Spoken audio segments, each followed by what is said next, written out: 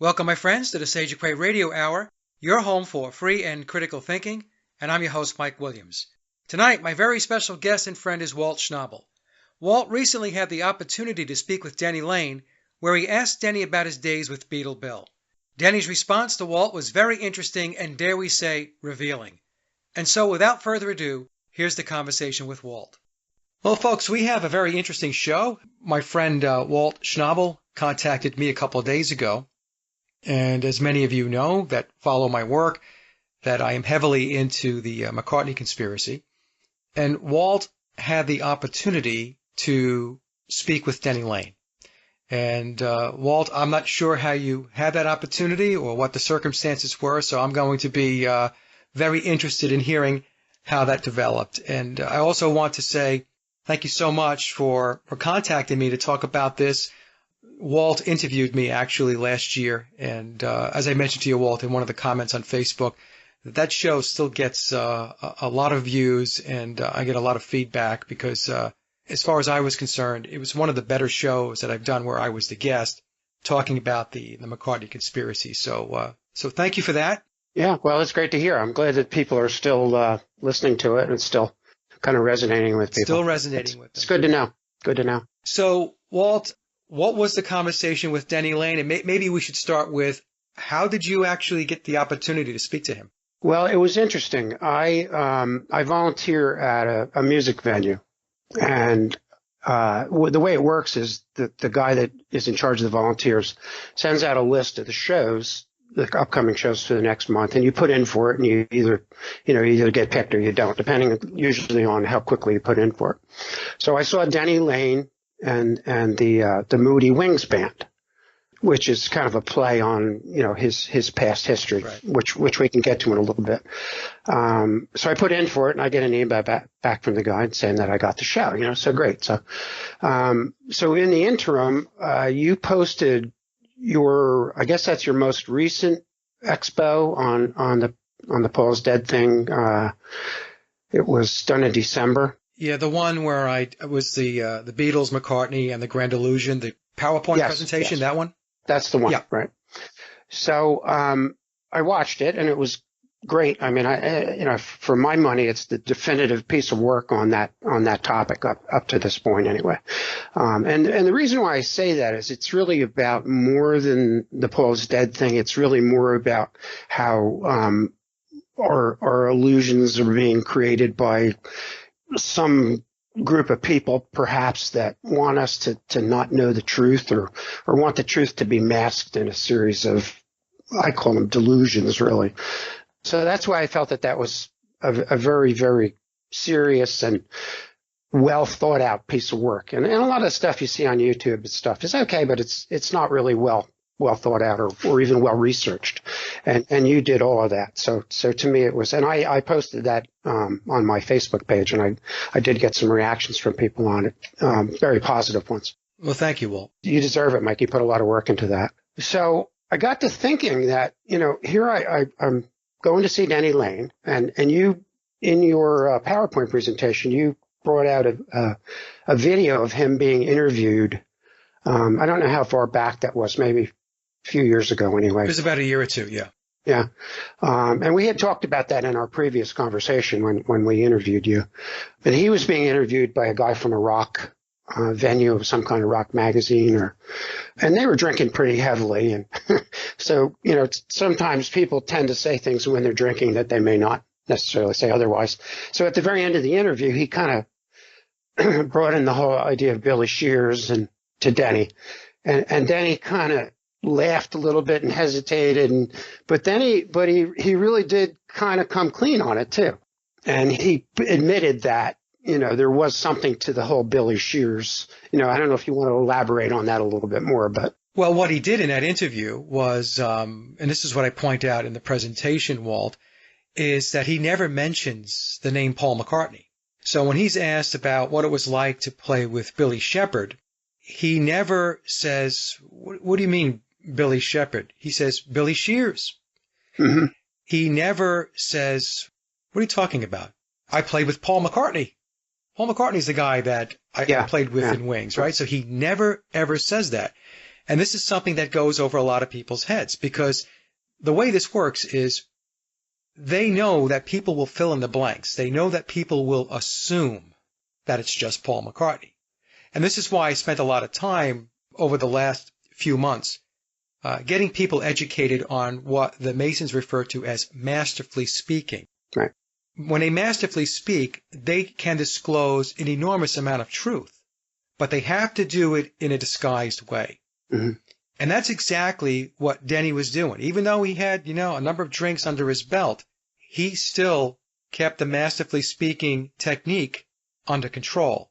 And at the very end of that interview, it was very interesting. He says, well, who the hell is Billy Campbell anyway?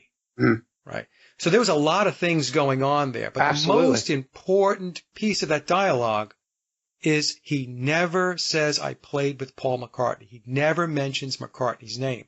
And that's what everybody needs to take in when they watch that clip. So given that, that piece in your expo, I got to thinking, well, sometimes when you're a volunteer, you have to get there early to set up and make sure everything's the way it should be and go over the lists and all that stuff. So generally I get there about an hour and a half before the show. And most times the group is doing a sound check at that point. Now on Tuesday night when the show was, I got there a little late because we had an ice storm. So the sound check was already done. And that's generally one of the times when, as a volunteer, you can sometimes interact with the musicians. So I kind of blew that part of it. I was thinking maybe sometimes they'll walk around after they do the sound check and just chat with people, So I thought that might have been one of the opportunities where I could get to kind of interact with him a little bit. So anyway, I missed out on that. So I'm thinking, well, I don't know how this is going to work out. So he comes out and does the show, and he at this point he looks kind of like your old Uncle Joe from Thanksgiving. He's got dyed hair and he doesn't present very well anymore. At some point he was a rock star, pretty much. So, but when he gets up on the stage and picks his guitar up, there's like a magic happens. He's just an incredible performer. I mean, he's still got a pretty good voice. Maybe not quite as good as, when he was in his 20s, but he can still sing a song, and he did a lot of his material. He did, and a couple of things I didn't even realize. He did the song Go Now. Yeah. Now, backtracking a little bit to his past in the English music scene. He's got a boatload of credentials, under his belt. And I'm sure you know all this, but, he was the original founder of the Moody Blues. I think he was with them for a couple of their albums. And on stage, he said, I was in the Moody Blues. I started the Moody Blues, but I wasn't there for the Knights in White Satin stage. He says, I could sing that if I wanted to, but I don't want to. So he's a really jovial, he's got a very polished stage presence, and he just had the audience in the palm of his hand. And he's still a really good guitar player. I don't know if you're a guitar player, so you can probably judge his playing a little more critically. But Denny's very talented. Yeah, he is. He really is. And I didn't know this. I really only knew him in terms of the fact that he played with Wings. I didn't know too much about his past, musicology, I guess. And truthfully, I was never a huge fan of Wings. I don't know why. They just never really did it for me. I thought they were very poppy and a lot of people loved them, and more power to them. So, but Denny had a big role in that band. He was one of the main players. So he went through his whole kind of progression of music. And another thing I didn't realize that he was very blues based.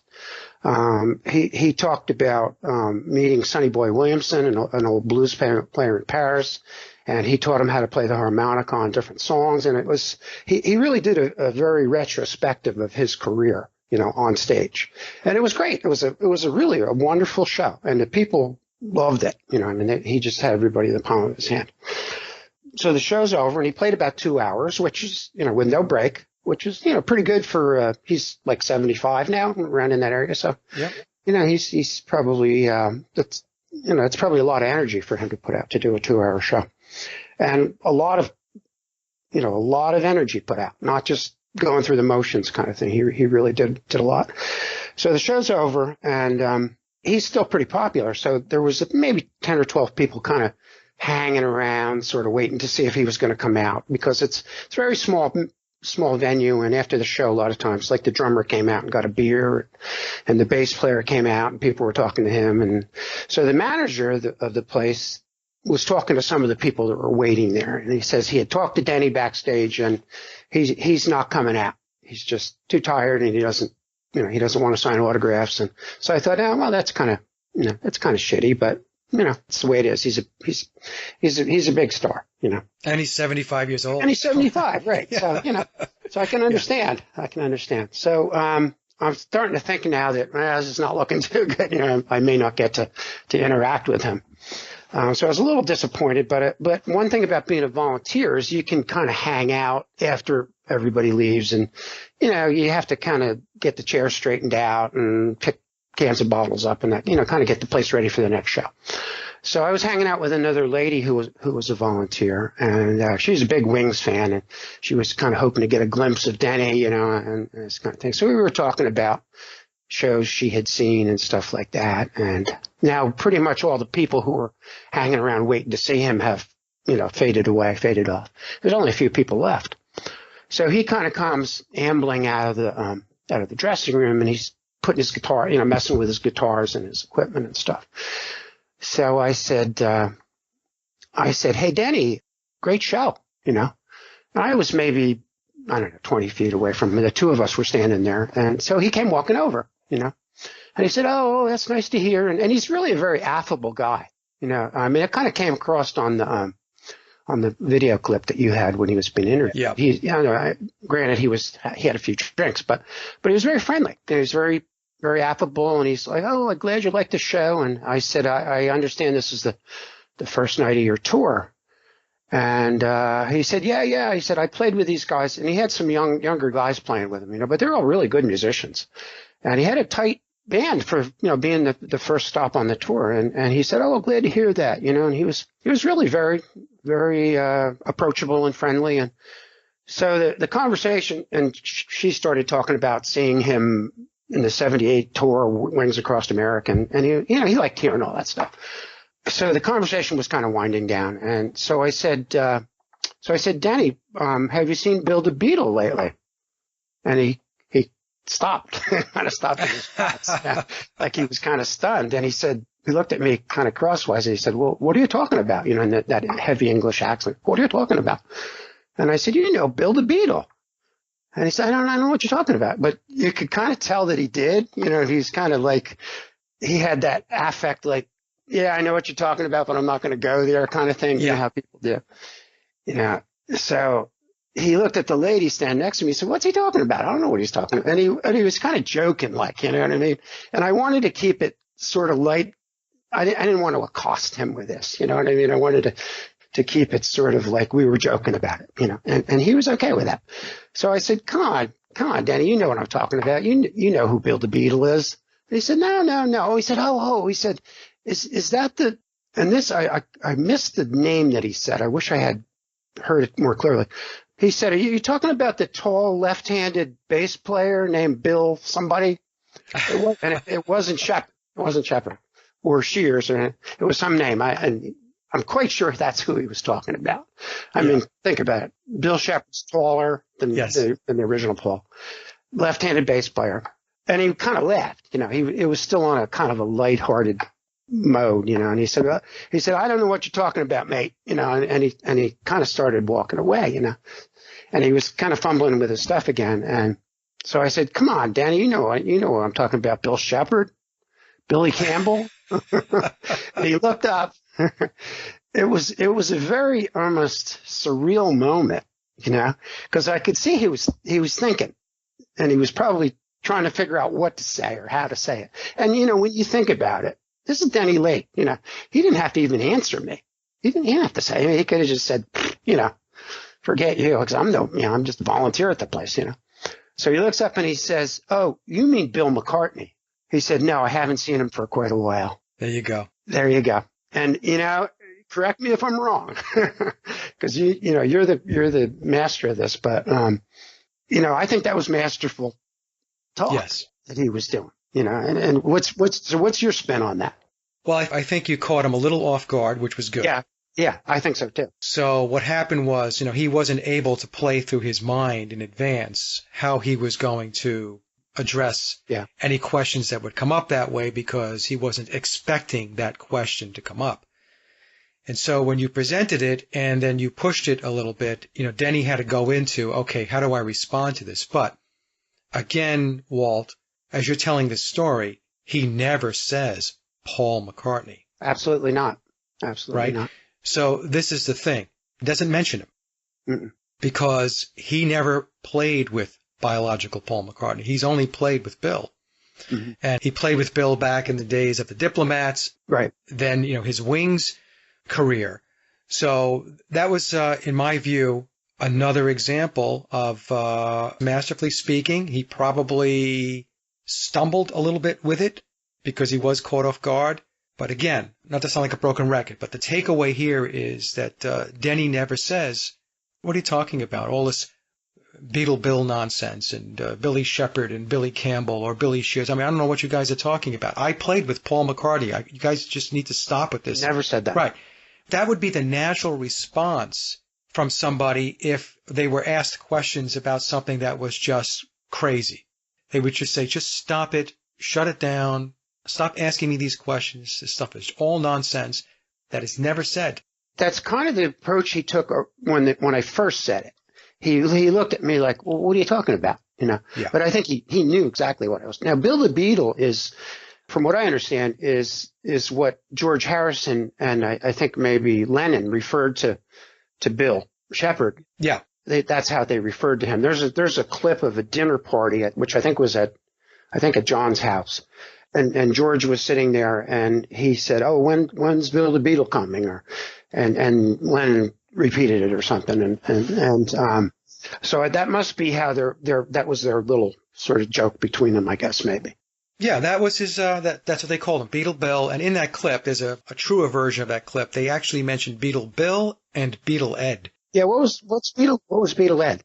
Nobody knows. I mean, I'm not saying nobody knows. Obviously, somebody knows. I don't know who Beatle Ed is. Oh, okay. So you don't even know. I don't know who that is. I have hypothesized that perhaps in my last presentation, the Beatles, Paul McCartney, and the Grand Illusion, that maybe Beatle Ed could be a reference to Street Paul. Maybe. Apparently, we're more than one Pauls or fake. Yeah, they were. I presented a theory that they were two permanent replacements. That doesn't mean that others did not play the role over time. The premise is that my premise, two permanent replacements. One was an actor who was not a musician. That would be the public persona. Mm-hmm. And then there was Billy Shepherd, whose surgeries lagged behind that of Street Paul. But it didn't matter because Billy's role was to write and record music, right? So he would be within the confines of a recording studio, within the company of those people that knew the story. So, no big deal. Mm-hmm. And while he was recording and writing songs as a Beatle, we had Street Paul playing the part, acting on the outside for public consumption. Right.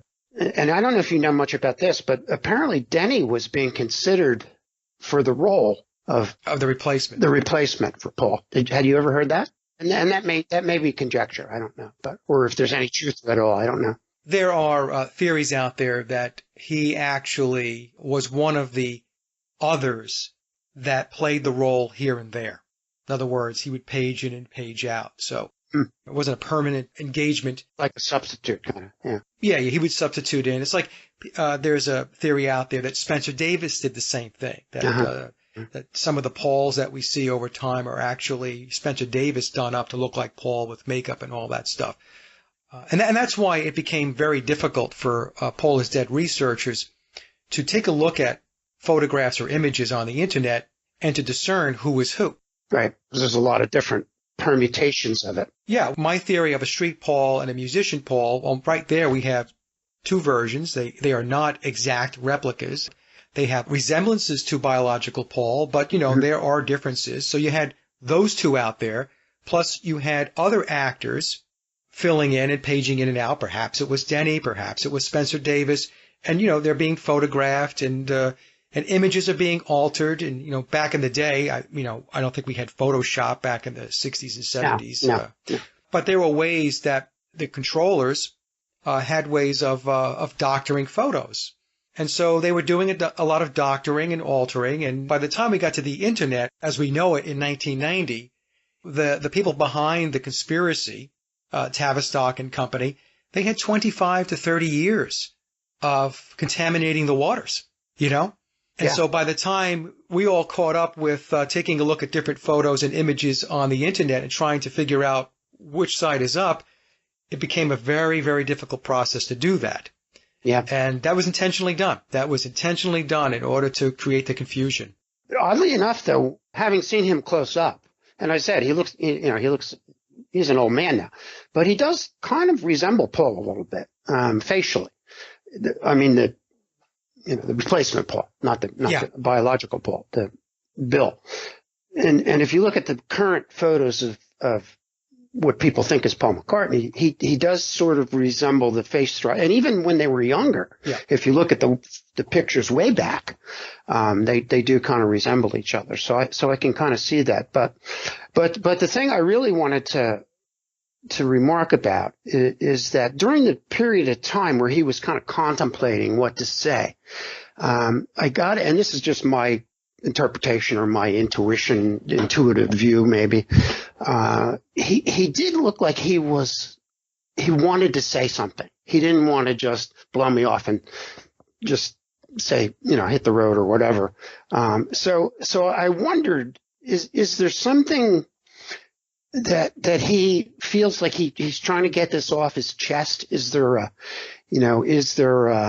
sort of a guilt factor, or, that he's been part of this? And he really has been kind of he's got to have known this whole illusion since almost the beginning. I think he actually knew biological Paul at some point, because they, in the early 60s, those guys kind of all knew each other. Absolutely. Before the Beatles were the Beatles, they played together and hung out, and, he's gone on tape and said that they had big parties at some mansion, and the Beatles, Harrison would come and McCartney would come. And right. So he has to have known about this whole thing right on down the line. And then he got picked to be in Wings, because I think he had a connection to Bill. He had a connection to Bill going back to the Diplomats.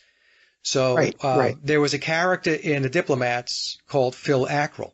Well, I wanted to ask you about that, where that comes in. What's the story behind that? Okay, so in the memoirs of Billy Shears, Bill, who's clearly behind the book, and I can get into that a little bit too, because sometimes we've got people out there saying it's complete disinformation and it's fiction, but it's not. Right. But in the book, he says that he has played various characters over time, one of them being Phil Ackrell in the Diplomats. When he was playing the role of Phil Ackrell in the Diplomats, Denny Laine was in the band. So it was Phil Ackrell and Denny Laine. They actually recorded a complete album, which is locked away. In memoirs, Bill says that perhaps someday they will release the album, but that album has basically been put on a shelf for obvious reasons, right? Because then you're going to start to make voice comparisons and all that stuff, and we're going to start to close in on validating that Bill is playing the part of Paul McCartney.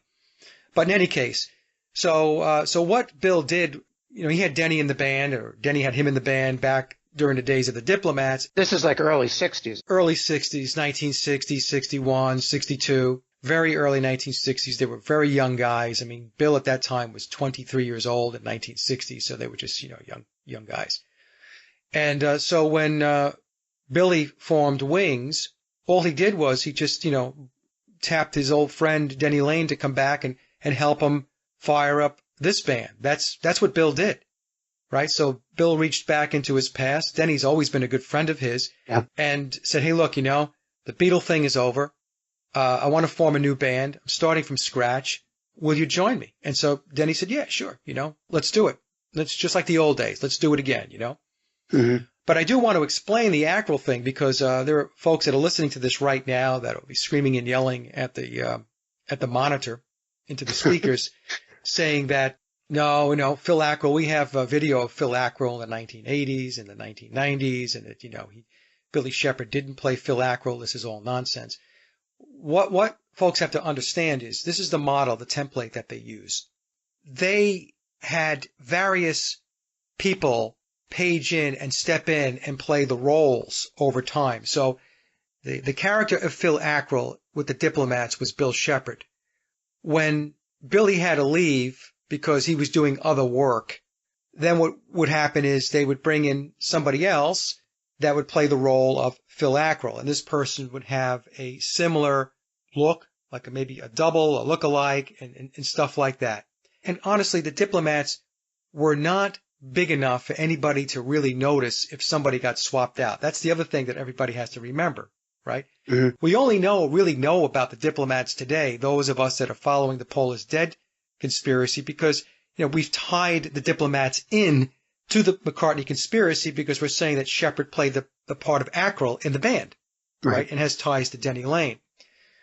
So when people show me videos of Phil Ackrell, allegedly Phil Ackrell playing in a band, small venues, very small venues in the 1980s or the 1990s, what they're seeing is another actor/musician playing that role, playing that part. That's what you're seeing. Mm-hmm. And, it's the same thing as, similar to the whole premise I brought forth, the theory of street Paul versus musician Paul, right? Yeah. And then we find in the updated version of the Memoirs of Billy Shears, Walt, the blue cover. The old version was the red cover. Mm-hmm. You notice we have red and blue. I mean, yeah, we talked about that in the previous show. Yeah, yeah, exactly. Right? Yeah. Red Lodge, Blue Lodge. Yeah, it all has meaning. It's all symbolic. It's all symbolic, and it's all tied out. Nothing is by chance. Everything is thought out. It's all been strategized and put into play. But then when we read the new version of the Memoirs of Billy Shears, a lot of people argue with me that Billy did not play Vivian Stanshall, because if you look at videos of Vivian Stanshall on YouTube, when he's not with the Bonzo Dog Band, they say, well, that doesn't look like him at all. Well, I think it's page 84 of the revised version of Memoirs. Bill explains in a footnote. Actually, Tom does the footnote, but of course, all this information is coming from Bill. Right. Bill has to sanction what goes into the book. It says that there was a lifetime actor playing Stanshall for the purposes of public consumption, and there was the Vivian Stanshall that was performing with the Bonzo Dog Band with Neil Innes and Company. That version with the Bonzo Dog Band was Bill Shepherd. The other version that people are looking at that made TV appearances or doing some acting and dabbling, he was a musician also, but he would dabble with his instrument a little bit and so on. And if you look at the two Stanshalls, if you take a look at the Vivian Stanshall that was in the Bonzo Dog Band with Neil Innes, and then you take a look at the Stanshall that was, kind of the quirky character in some of these other videos. Yeah, he was kind of weird looking. He had big glasses and kind of long, kind of freakish looking hair, and almost like he had a wig on or something. It's very strange looking. A lot of latex was used and stuff like that.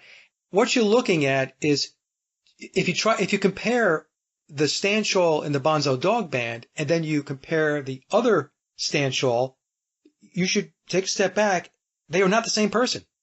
They are not the same person. And the reason why they're not the same person is because Billy put in place a lifetime actor to play the part of Vivian Stanshall. This person took on the Stanshall character which Bill created, and this person lived their life that way. This is the same person, that version of Stanshall, the street version, who married Quay Longfellow and had children. And this is the one that died in the fire back in 1995 at the age of 51. But he's not Vivian Stanshall. Vivian Stanshall is fiction. He's a character. So we don't know the name of the lifetime actor, or at least I don't know the name of that person, but he played that role. And what happened was Bill wanted to retire the role altogether. I guess they were going to have a fictitious death and all this stuff. And according to Memoirs, he was going to have this actor, this lifetime actor, taken care of for the rest of his life. In other words, he'd receive some kind of payment or pension, whatever it may be, to just to retire the character. And Hush money, maybe. yeah, I guess hush money.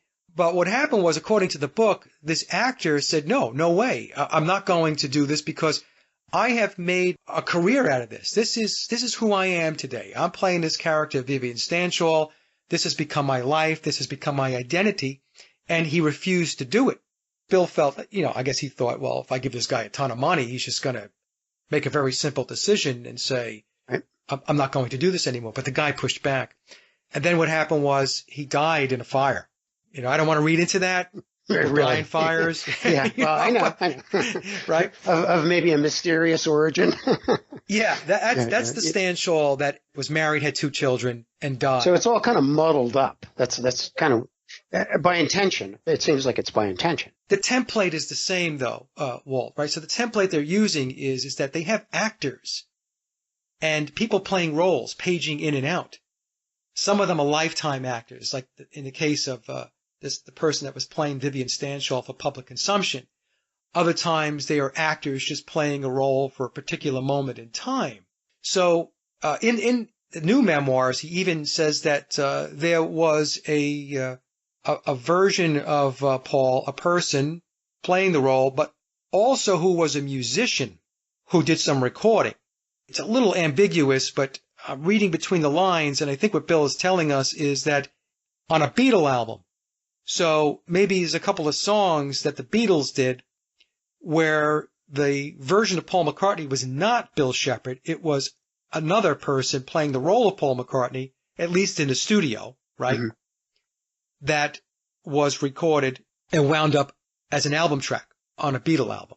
This whole McCartney thing, right? It's more than just a musician that was swapped out. It's far more than that. It goes much deeper, and it's much deeper. Much more. It speaks much more toward how our reality is being manipulated. I think this is a piece of that whole picture. I think, exactly. And that's the real important takeaway from the whole thing. I think is that what's like John said, nothing is real. Right. Living is easy strawberry with eyes fields closed. forever. Yeah. So getting back to Denny's reaction, that when I talked to him, I really did have the feeling that it was, and this is probably reading into it quite a bit, but that it was almost confessional in some sense, like he felt like he had to say something, like it was sort of obligatory, and maybe that's part of the whole Masonic piece, the whole, that you can't just not say something, so you say something that kind of creates an ambiguous sort of response. And that's what it's. Why do you think he chose Bill McCartney? That's an interesting choice, I think, because he was answering, but he wasn't answering. You know what I mean? In some sense. Yeah, he was saying that because he's giving you the clue. Yeah. He's telling. Well, we know there is no Bill McCartney. Who the heck is Bill McCartney? It's Paul McCartney. Yeah. So by inserting the name Bill as the first name and then saying McCartney, what he's telling you and what he's telling us is that the guy that I played with was not biological Paul McCartney. Right. That's the way I got. Without a question of a doubt. And to answer your question, Walt, because it's a good question, he seems like he wants to get something out. Well, Billy wants to get it out also. Otherwise, the memoirs of Billy Shears would never have been published, right? And the reason why Billy wants to disclose is because for over 50 years, nobody knows who Bill is. Everybody thinks that the guy that's written all these songs from Sgt. Pepper on, all through his solo career, is Paul McCartney. No, it's not Paul McCartney.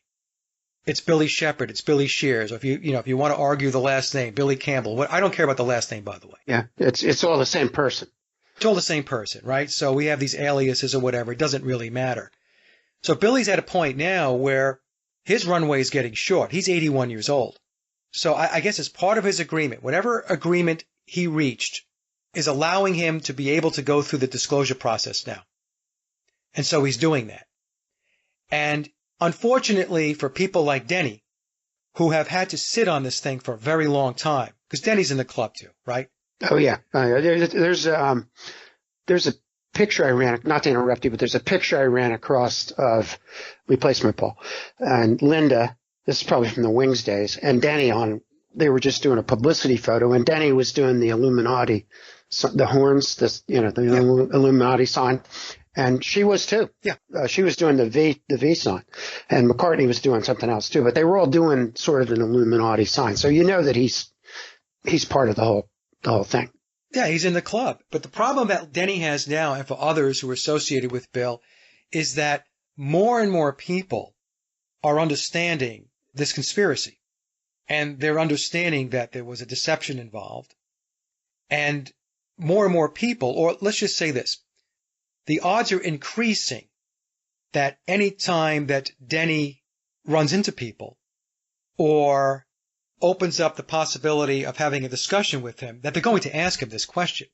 So there's more and more pressure put on the likes of Denny Laine and others who have participated in the conspiracy to have to figure out more ingenious ways to be able to respond to questions like the question you asked. And he says, well, Bill McCartney, right? So, and this is all being driven by the fact that Bill himself has decided he's going to disclose. Mm-hmm. Mm-hmm. And so there's a domino effect, right? So Bill, being the main guy, has decided, I'm going to disclose, the time is now. And so everybody else who's attached to him has now got the additional or the added pressure of having to be in step with him as to how much they can disclose, how much they can say. In the past, most people blew the conspiracy off. They just said, it's a bunch of bullshit, right? This is just ridiculous. And so they were able to leverage that angle of it. But as more and more people now are realizing that this conspiracy is real, it's putting them on the spot. It's putting Denny Laine on the spot. And like I said, you caught him off guard because here he is. He's putting his guitars away and, he's getting himself all, packed up. Right, it wasn't an interview per se. It wasn't an interview. Right. It wasn't like a setup interview and he does a lot of those, I know, but, so I did I did surprise him. But the weird thing is, I kind of half expected him to be angry and say, just get away from me. And I had told you that I was joking about that he might have me thrown out, like if I had talked to him before the show, right. And that probably wouldn't happen, but I half expected him to say, just get away from me. Why are you asking me that or something? But he didn't. And he was really almost kind of affable about it. It was like he was joking about it, and I kept it in that vein too. I said at one point, oh, Danny, I'm just teasing you, just to keep it lighthearted, and he kind of smiled and laughed, and he, at no point during the whole interaction was he angry or, surly or anything like that. He was just, like he was just, like he was talking to one of his buddies, or something, So I thought that a little curious. I just thought that was a little curious, but I do think there's an element of, he's carried this around for a long time, Right. And you think about that, carrying some secret around with you. And that's the first thing you do when you get into some kind of psychoanalysis is you try to get all the crap off your chest that you've been, all the baggage you've been carrying around with you your whole life, and maybe that's part of what he's doing. I don't know. And maybe part of it is that, they're moving toward that. They're moving toward disclosure or whatever you want to call it, or, and maybe he's part of that whole process too. I don't know. What's your feeling? I just got that. It was almost like I said, it was like a surreal moment, where it was, how you have sort of like almost like an out of body experience sometimes. And it was almost like we connected on another level or something, and he kind of felt like he had to say something to me about it, and I never met him before and he didn't know who the hell I was. So it was kind of a surreal experience, like an out of body experience sort of thing. It was just very strange, very strange.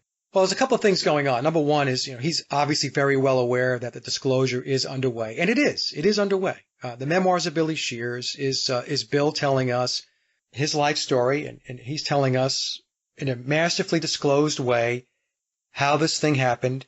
And Denny knows that disclosure is happening. And so he's playing a part in it. He has to participate in it. And Denny just needs to make sure, and he knows this, right? He's a high-level Freemason, that he stays in lockstep with the rate and pace of the disclosure. He can't get ahead of it, is what I'm saying, right? Right. He can't be the one that's going to spill the beans. He's got to stay in lockstep. And the other piece of it is, you're absolutely correct, in my opinion, that this is a heavy load to carry, right? Even though you're sworn to secrecy and all this stuff, and this is the way it works and all that, you still know that there was a monstrosity of a deception that took place. And you're carrying that with you. And so there is that part of you that says, I just want to offload this thing. I want to get this thing off my chest. I don't want to keep carrying this around. The other piece of it is that in my last presentation, I was told by a high-level Freemason that the way the Freemasons look at the population is that there are two classes of people. There are those people with the key for knowledge, and there are those that do not possess that key, right? Right. So when a Mason is interacting with somebody that they detect possesses that key, they will have a higher level conversation with that person. Mm-hmm. You possess that key. So when you had the discussion with Denny, Denny had to tailor the conversation with you in a way that he can disclose information to you, give you a little bit more of the pieces to the puzzle than he would have given somebody else. Mm-hmm. Right? So as an example, if you had said to him, hey, what was it like to play with Paul McCartney? He would look at that person asking that question as somebody that perhaps does not possess that key. And so they will get a response that is appropriate for somebody that is not knowing. So they notch it down. You're going to get the profane answer is what's going to happen. Yeah. But when you asked him, he knew that you knew. You see? And so he had to raise the bar on his response to you without openly saying, Paul's the gig is up, you're right, right? Right. But in a way he did that. And it's funny how Denny's doing this, because the interview going back a year or two ago that I have in my presentation, he's clearly telling us there, anybody who's thinking through this will realize what Denny's telling us. And then this conversation with you. Mm-hmm. And the beautiful part about your conversation with him is he wasn't expecting it. No, it was off the cuff. Yeah, it was definitely off the cuff. It was. Another piece of this, and I don't know whether we talked about this in the previous interview we did or not, but my father was a Mason. Not a real high-level Mason, but one time when I was a kid, maybe, 11, 12 years old, something like that, we were sitting in a diner and, just having a hamburger or something, and this guy came along, and my father said to him, and I can still remember this distinctly to this day, my father said to him, have you done any traveling lately? Which is a kind of an odd thing to say. So the guy responded in some way, and I absorbed that conversation. I don't know how or why, but after the guy left, I said to my father, was that some kind of a code or something that you used? And my father sort of got flustered. My father didn't fluster easily. And he said, well, don't ever say that to don't say that to anybody. That's that's a secret thing. And, it had to do with him being a Mason, and so maybe on some level I absorbed that, and that came through, on some level to Denny when I don't know. It's a little bit of a conjecture, I guess, but who knows? On some level he knew that I knew. And he had to respond, for whatever the reason was, I don't know. But it was like I said, it was just, I didn't know what he was going to say. I figured he really 9 out of 10 times I would think he would just say, oh, I don't know what you're talking about, buddy. It's what's a lot of people would do that, So it was very interesting. It was very, very, like I said, very, I was very surprised at how he responded, And what's even more interesting about it, Walt, is that, you had this conversation with him. He doesn't know who you are. He doesn't know who you're connected to. So, absolutely. So shortly afterwards, you and I are talking about the conversation, right? So this is how it gets communicated out to the masses, right? So a very simple conversation, which in many situations would go nowhere other than the two people having the conversation, is now going to be disseminated out to a much broader audience. And, in my view, and you and I, both have very strong spiritual understandings. Yes. To me, this is the universe's way of ensuring that the truth is published, that it's put out there. Like a correction. Right. For those who have ears to hear, eyes to see, you're going to see this, you're going to hear this. To me, that's a big piece of this too. I don't look at that and say, oh, that's kind of weird that he spoke to you, then you spoke to me, and then I have 15,000 subscribers, Right. There's a reason why. True. There is. Right? There's Absolutely. a reason why that path was taken. Yeah.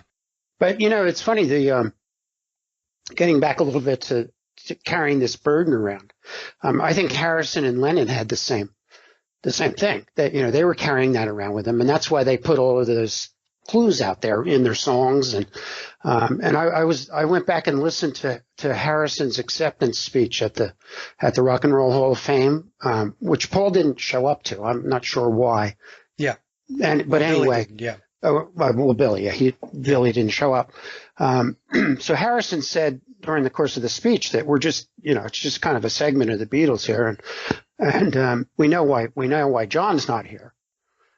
Obviously because he'd been killed. And then he said, we love John and we loved past tense Paul. Right. So to me, that was an indication of, if he was talking about the current Paul or Bill, he would have said, we love Paul, present tense. Right. So to me, little things like that, where they're just kind of releasing this angst that they've been, or this guilt or whatever you want to call it. Maybe, I don't know whether maybe guilt's a little too strong a word, but maybe not. I don't know.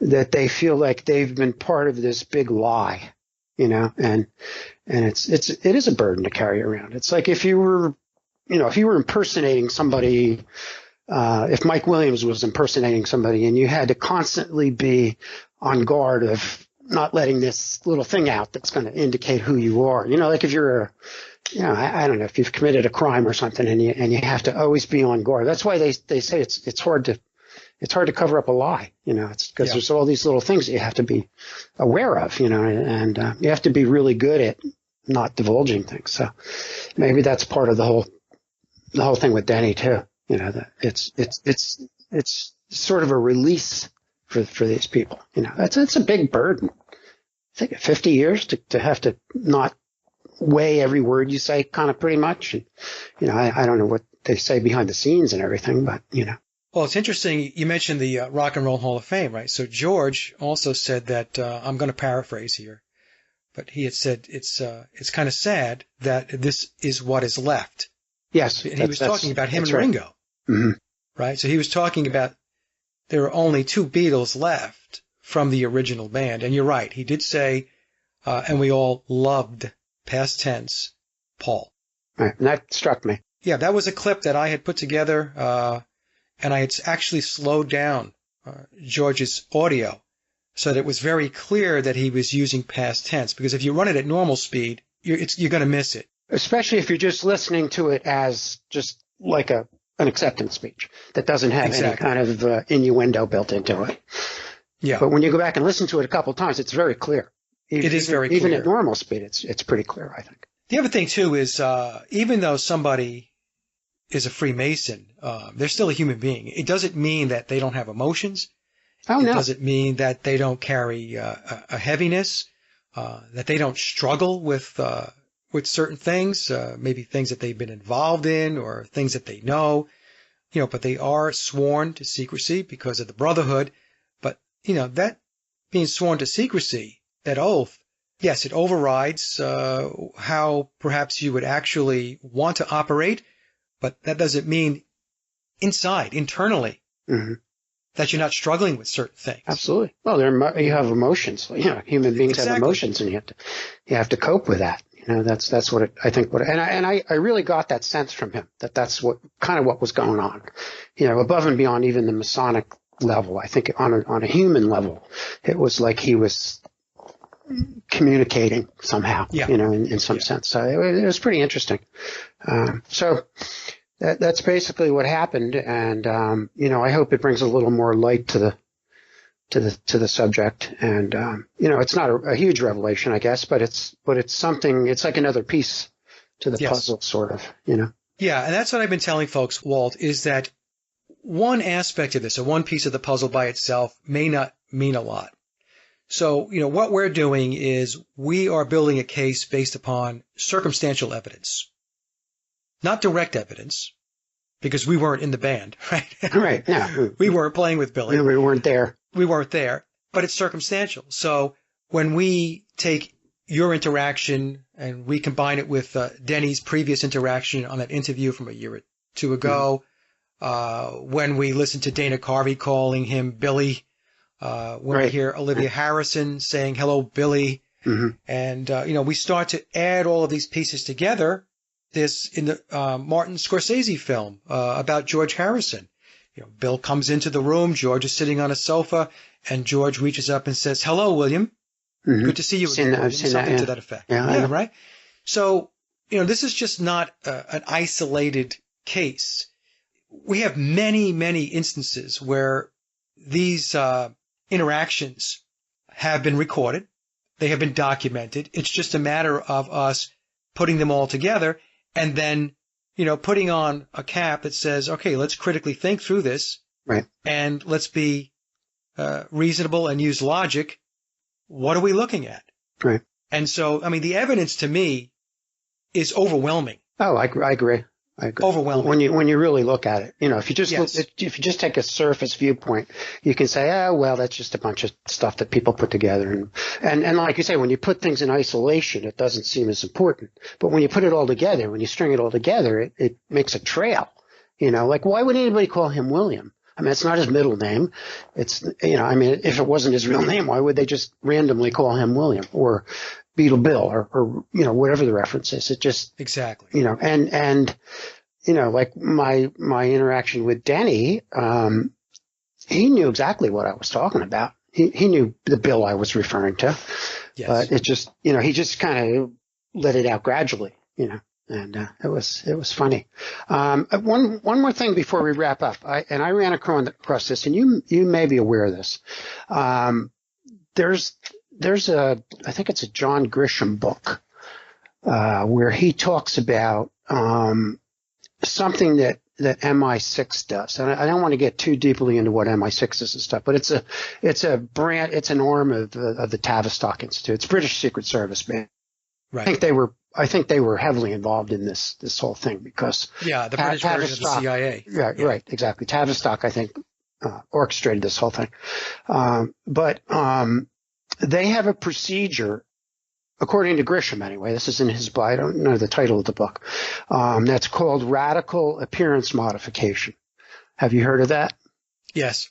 And the title of McCartney's second solo album is Ram. But all in capital letters, like you would do that when each letter stood for another word. What's that called? There's a term for that. I forget what it is. Like an acronym. Acronym, yes. Yeah. So I always thought that was kind of a curious title. Like I said, I was never a huge fan of McCartney's solo work with just him or even with Wings, but I don't know. I just always kind of thought that was a curious title. And if you think about it, there's a lot of levels to that. If that does indeed refer to his, radical appearance modification, or the fact that it's Billy Shears, the shepherd, and that whole thing. So maybe there's a bunch of different levels to that. I don't know. Had you ever heard of that? I have heard of that. And, somebody had brought that to my attention going back, I guess, about a year ago or so. I don't discount anything. In the work that I've done, Billy was clearly tied into Tavistock. He was clearly tied into British intelligence. He had participated in work with the CIA, especially during the Summer of Love at the Monterey Pop Festival and in the distribution of LSD. Yeah, definitely. Right. Yeah. Well, when you think about it, the Beatles were, one of the main proponents of that. I mean, they talked about that, Well, that's what Sgt. Pepper was all about. Sgt. Pepper was the introduction into the psychedelic era, right? Exactly. Yeah. So I don't discount that. In the memoirs of Billy Shears, he says that RAM is an acronym for replacing a McCartney. Oh, well, there's another one. Yeah. It doesn't mean that the MI6 acronym does not apply. Yes. Right? So it doesn't mean that at all. That's the thing. This is really a case study in how the shadow government or the deep state, whatever you want to call it, Cabal. the cabal, yeah, how it operates. Yeah, exactly. Yeah. You know, I've learned so much from this, Walt, to be honest. When I first got into this, I didn't think I would be doing this 2.5 years later. I mean, to the degree that I am. Yeah, and there's so much to it. It's very convoluted. There's so many layers. Yeah. You know, by intention. So. Yeah. Yeah. Well, I am so glad that you contacted me, Walt. It's always wonderful to speak to you, and I'm glad you gave me the time to come on and talk a little bit about this. And absolutely. Again, it's just, it's maybe one small piece, but sometimes a small piece leads to a key to a bigger puzzle. Yeah. And anytime you want to come on to talk about anything, just let me know, because we have great conversations. And before we got to recording this show, folks, Walt is in the process of writing another book. So we will cover that too, Walt, when you have that finished. Do you have a timeline? Do you have a due date when you think you're going to have the book completed? I'm hoping to have it done by late spring. Okay. And the actual writing, and then you have to have it edited, and then you try to get an agent to represent it. So who knows? But I've dedicated myself to finishing it. Now I've been working on it for quite a while. So I'm hoping that working on it daily will get me to where I want to be more quickly. And it has to do with the music industry. It does. It's actually the working title is Blues Club. There again with the club element, being in the club, yes. like Danny's in the club, and that club in a larger sense. We're not in. Exactly, yeah. And don't want to be actually. So I hope that it sort of falls in line with the way I think people are, in a larger sense. I think people are waking up, to exactly what you're talking about, and you're one of the people on the forefront of that. And I think shows like Coast to Coast and those kind of shows are starting to get people to a higher degree of awareness and illumination, maybe you could say. We're becoming more aware of things that are just not as they present themselves to be. And I hope that's happening. It's part of why I am on this journey that I'm on to try and talk about this kind of stuff. And, Yeah, it's a good journey to be on. It's the best journey to be on, because this is really what it's all about, right? It's all about learning as much as you possibly can, learning the truth. That's the thing, right? And then applying that truth to your life, and also enriching your soul. Exactly. With that knowledge. That's really what it's all about. But that's probably a discussion for another show. Well, like you said in your piece, it's ego versus soul development. That's really what it comes down to. And you have to get rid of your ego and get moving in that direction. And you're right, that is another show. But so anyway, thanks for having me on today, Mike. I appreciate it. I think it was very welcome. Conversation. I hope people enjoy it and see what happens. Okay, and I'll catch up with you on Facebook. And thank you so much again for coming on. Okay, thanks, Mike. Take it easy. Bye-bye, Walt. Enjoy your weekend. You too. And that concludes another Sage or Quay interview, and I hope you enjoyed the discussion as much as I did. Links to my guests' websites and social media are listed in the description box below. And as always, I would like to thank everyone for listening and visiting the blog. You can find all my social media and web links by visiting my hub website at sageofquay.com. Also, if you get a moment, please visit laboroflovemusic.com to check out my music and album releases. And remember, live in truth and always serve creation. It's really that simple. See everyone with the next show. Be safe, enjoy, and God bless.